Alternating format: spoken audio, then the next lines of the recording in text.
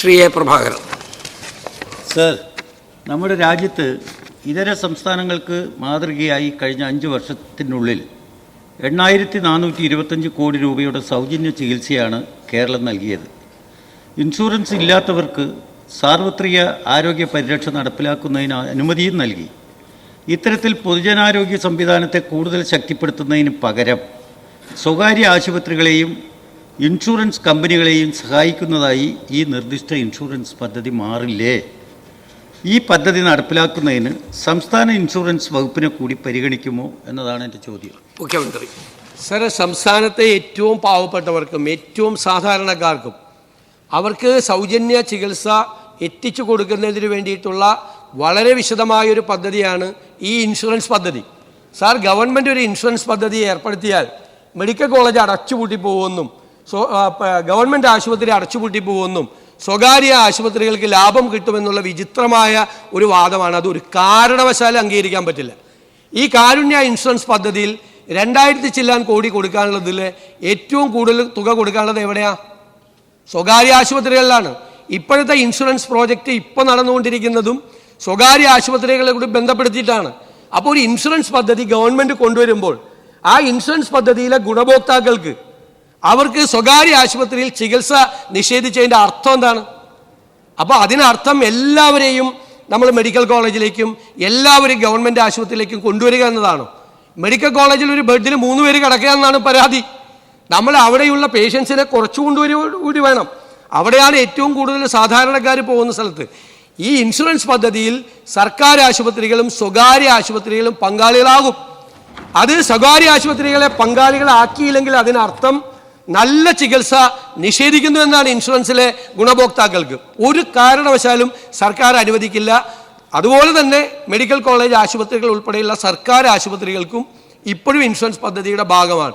അതുപോലെ തന്നെ ഭാഗമായിട്ട് അവർ പ്രവർത്തിക്കും.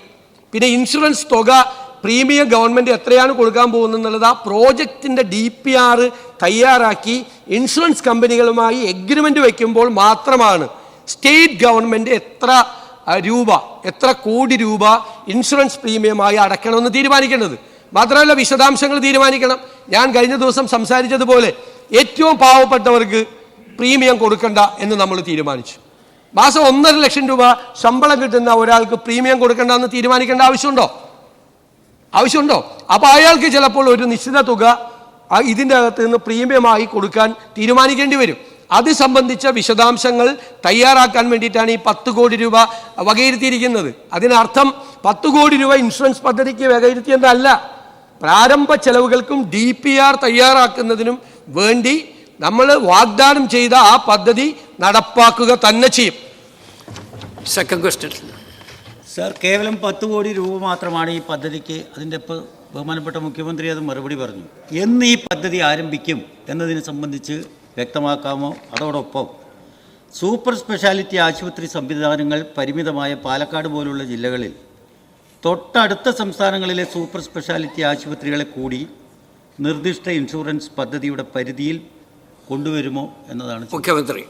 സർ, നമ്മളിത് വന്നിട്ട് നമ്മൾ 1 മാസമായിട്ടുള്ളൂ. ആ 1 മാസത്തിനുള്ളിലാണ് 2 ഇന്ദിരാ ഗ്യാരണ്ടി പദ്ധതികൾ നടപ്പിലാക്കിയത്. ഇൻഷുറൻസ് പദ്ധതി വിശദമായ ആലോചനകൾക്കും ചർച്ചകൾക്കും ശേഷമാണ് നടത്താനുള്ളത്. ഇൻഷുറൻസ് കമ്പനികളുമായി ചർച്ച ചെയ്യണം. പല ഇൻഷുറൻസ് കമ്പനികളുടെയും പ്രപ്പോസൽസ് മേടിക്കണം.